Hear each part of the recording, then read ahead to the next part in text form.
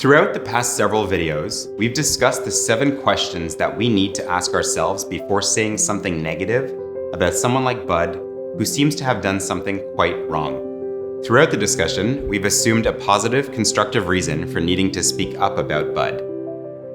But what qualifies as a positive, constructive reason? We've learned that simply demanding that the truth be made public is never a good reason, because something that is true and negative is still lashon hara.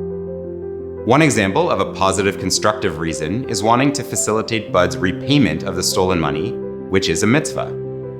For this purpose, we would be allowed to speak to people involved in the issue, such as Bud's boss, the owner of the ski shop, the victim, or the police. Discussing the matter with anyone else would still be lashon hara. Another example of a positive, constructive reason would be to warn coworkers to be more careful with their money around Bud. This reason would help others avoid experiencing loss or harm, a mitzvah that we've already discussed. When doing so, you should tell them in advance the reason that you're discussing this issue with them, so they don't think that you're speaking lashon hara. They may then take precautions to protect themselves from Bud, but they shouldn't actually believe it to be true or treat Bud any less respectfully because of what they've heard.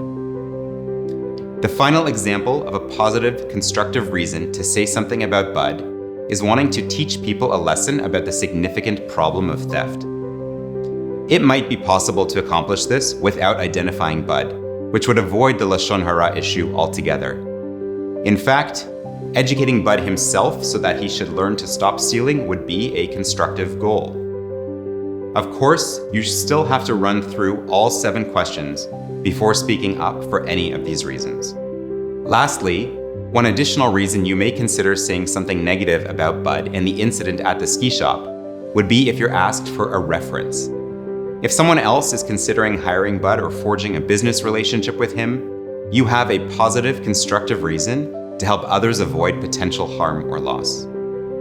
In these situations, great care must be taken to carefully consider the needs of both parties. Remaining silent on a point of significance to a potential employer would be as problematic as overstating something negative about Bud. Some good general rules to follow include limiting your answers to the specific information that you're asked for, sharing anything that would be grounds for terminating the relationship, or imagining yourself in the position of the person asking you for the reference, as well as the person you're speaking about. For today's daily to-do, if you're drawn into a conversation about others today that includes the potential of something negative to be said, clarify for yourself what your positive, constructive reason is for speaking.